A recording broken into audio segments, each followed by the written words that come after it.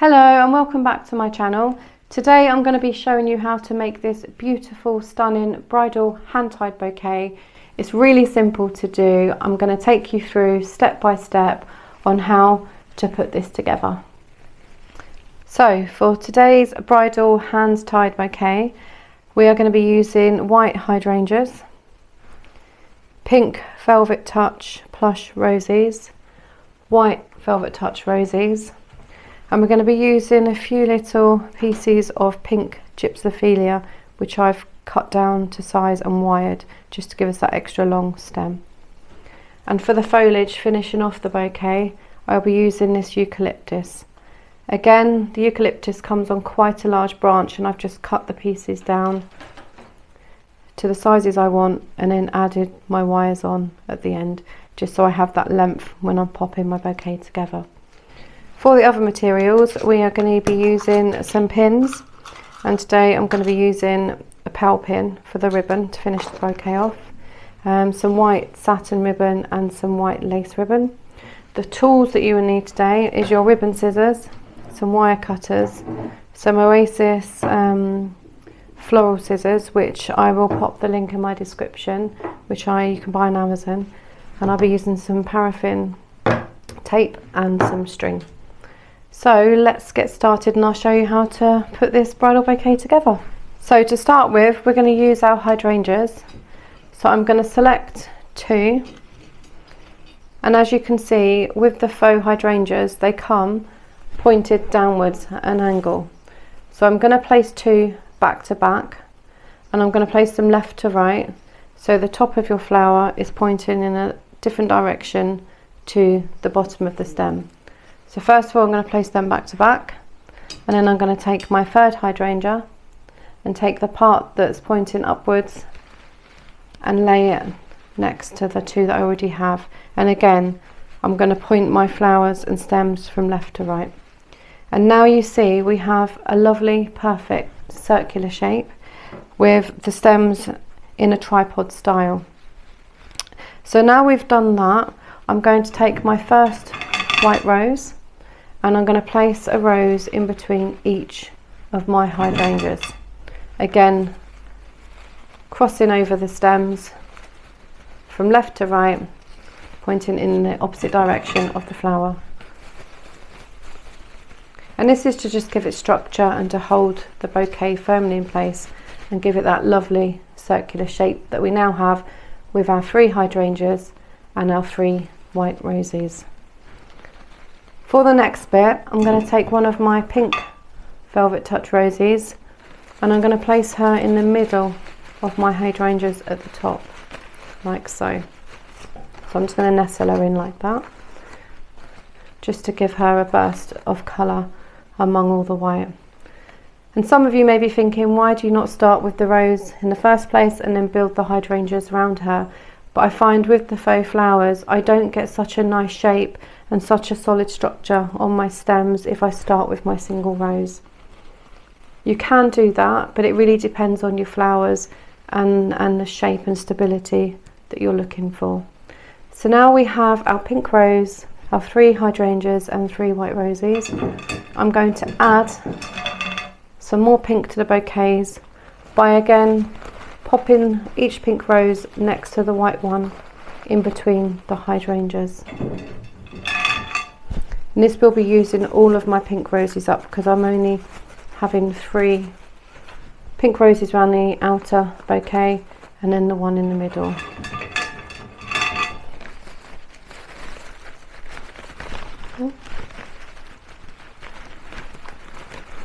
So now you can see the bouquet is taking to take shape. And with the faux roses and flowers, you can manoeuvre them to whichever position you would like. And you'll find as your bouquet becomes fuller, the flowers will start to move around a little bit. And that's why it's important to have this structure with the stems to hold it in place. So now with the other white roses, I'm going to take another three and add them to the white roses and the pink that I already have. And this is just giving us a nice cluster of roses among the hydrangeas. Like so. As you can see, it's really starting to come together. Okay, so now we have our sets of 3 roses, our 3 hydrangeas and the one in the middle. I'm just going to add a piece of string to my stems just to hold the bouquet firmly in place just while I add the other flowers. So I've just cut a piece, lay it across the top, and I tie underneath. This is a little bit tricky, but you do get used to it over time. Just going to lay her down.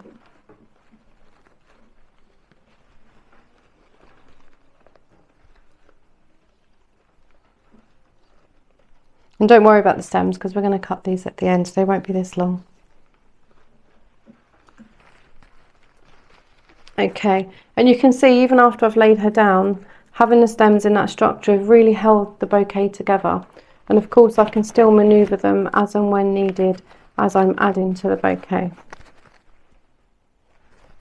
Okay, so now we're going to add our Gypsophilia, and I'm going to add 4 of these, and the reason being is although I've stuck with sets of 3, now the bouquet is larger, I'm just going to add an additional piece. And you can really add these wherever you see fit, there's no rule on these ones. I just really think they give the bouquet a delicate feel and just a little bit of a variety in textures and shades of pink as well within the bouquet.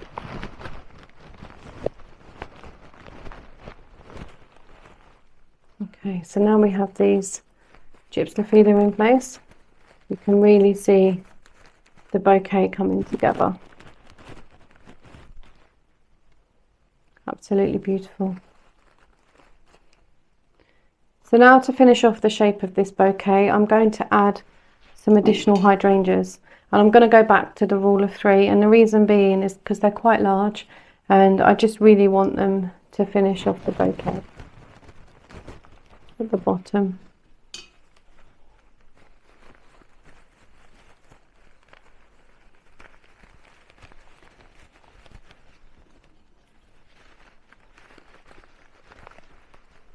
Like so. And that really has come together nicely now with the shape of the bouquet. So once you're happy with your hydrangeas, just check around the bottom for any gaps you may have, because the flowers do come in different shapes and sizes, and they're never the same.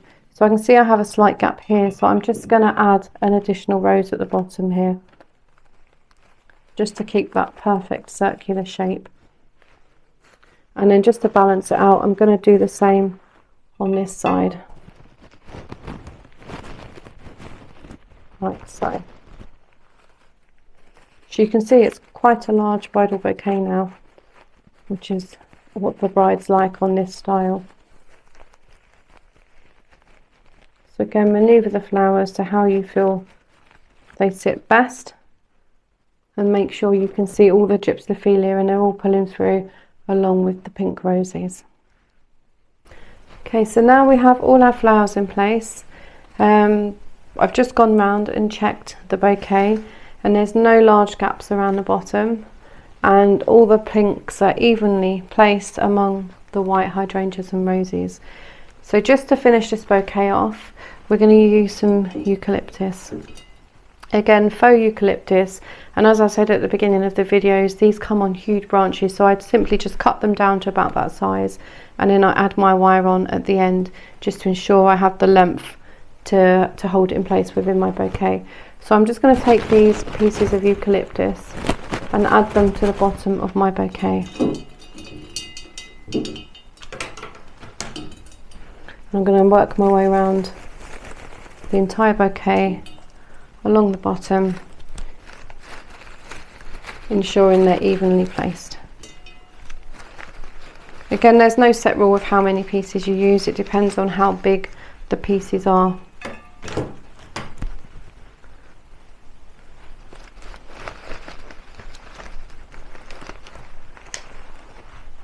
Okay, and I think that's absolutely perfect because we don't want too many. We just want enough to be hanging at the bottom of the bouquet to frame it nicely and to finish it off. Okay, so now your bouquet is in the perfect shape and you're completely happy with all your flowers and how your eucalyptus is sat. You then need to tie it with some more string. So take a piece of string like so, hold with your finger, your hands, and have this long piece hanging down, and then turn the bouquet upside down and wind the string, and as you wind it, give it a tug to give it some stability and so it's tight enough. And the good thing about faux flowers is you're not actually going to damage the stems or snap them or go through them. So just work your way down the stems like so, holding that piece secure. And the reason I hold it upside down, because if you try and go over the flowers, you're going to damage them or get them caught up within the string, like you might catch some of the petals. Okay, so once you've done a good amount of string, I'd say 2 to 3 inches downwards, you then need to cut your string. And at this point you can lay your bouquet down and you can simply tie, and again I'd give it a good tug, tie it a couple of times, and then cut as short as you can towards the knot, but not too short that it's gonna damage the knot, it's gonna unravel. So as you remember before, we did tie some additional string to hold the bouquet in place. I'm now going to go in and cut those out because we don't want those anymore and we don't want to see them once we've put the ribbon on. Okay, so now I've moved all the string from the top. You can see that it's nice and clean up inside the bouquet, and I know people don't really see that and the bride probably won't even notice, but I would hate to think that someone did inspect the bouquet and there was all these ugly bits of string up there, so I do like to remove those. Okay, so now the string is completed and on and secure. I'm going to take my paraffin tape and I'm going to simply pop a piece there and hold it with my finger and pull and stretch and pull and stretch, and as you pull it and you only stretch it slightly, it sticks to the other paraffin tape that's there. And then I'm going to work my way back up, just covering all that string. It just makes it a bit more secure and it's a bit more smoother for the ribbon, and it has something for the ribbon to attach itself to. Okay, and just stick that end piece on like so. Okay, so now we have our bouquet completely secured and ready for the ribbon. So what we're going to do next is cut the stems. So I'm going to take my wire cutters, and you've got to think of an average lady's hands, so you just have 2 hands worth of length on the stems. So I'm going to take it to about here. So with some of these artificial stems, they have these little ridges as a guidance, so I'm going to use this one as my first and just use this as a guidance. Oh, just break my vase. I'm going to use this as a guidance to cut my stems. So now that I've cut my wires, I just wanted to show you with the eucalyptus wires that I've extended by using additional wires, my own wires, so they're not as thick as these ones. I'm going to cut these a lot shorter, and the reason being is you don't want these to stick out at the bottom of the bouquet and look ugly. So I'm just going to push the ends down among the other stems. I'm going to do it with these ones as well because they're a little bit sharper at the ends as well, so we don't want the bride cutting herself on them.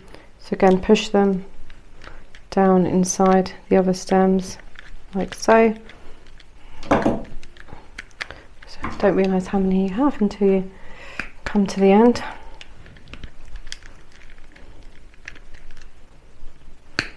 Okay, that's it. So I'm going to push those last few down like so they're not sticking out. And there's nothing sharp for the bride to cut her fingers on. So now we're going to add the ribbon. So we're going to take our lovely satin ribbon.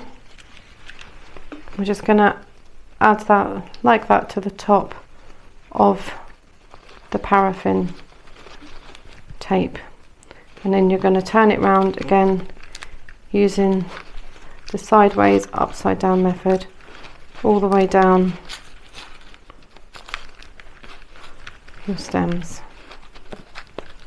And I'm going to take it just a little bit past the paraffin tape, and I'm going to go around several times so it's nice and thick. It just gives it that nice touch, and then I'm going to slowly start to work my way back up the stems like so. Okay, I'm going to make sure I go right to the top of where the stems and the flower start to branch out, and then once I get to the top, I'm going to go around several times like I did the bottom to give it a nice finish, like so. Then I'm going to cut my ribbon like that. I'm then going to fold the edge of my ribbon like that. Okay, so once I've folded all my ribbon, I'm going to try and do it so you can see. I've got the fold there, and this is where I'm going to place my pearl pins. So I'm just going to take it from the ribbon and place it like so, and then I'm going to take another two. So the reason you point the pearls downwards is so you don't have any pins sticking out for the bride to catch herself on. So that's my 4 pins and my ribbon finished off. I was going to add some lace to this one, but I've decided not to. I think it will be too much, and I think the elegant pins just really finish this off as a beautiful, beautiful bouquet. I hope you really enjoyed today's tutorial and it's really inspired you to design and make your own bouquet. Remember to hit the like button and leave any comments below. And please also remember to subscribe and hit that notification bell so you don't miss any of my up and coming future wedding collection. It's free to do so, and it really does help my channel. I hope to see you all soon. Take care. Bye.